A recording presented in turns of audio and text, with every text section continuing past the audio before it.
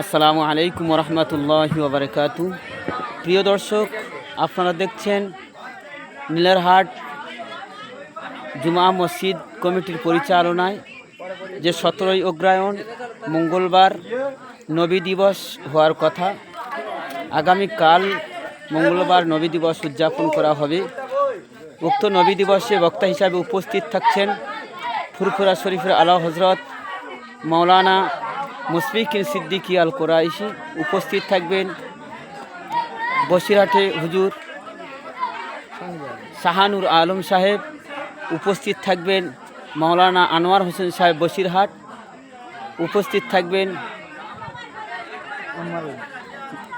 ফুরফুরা শরীফের আম্বার উদ্দিন সিদ্দিকী আল কুরাইশি সাহেব এবং উপস্থিত থাকবেন এলাকার বিভিন্ন আলেম।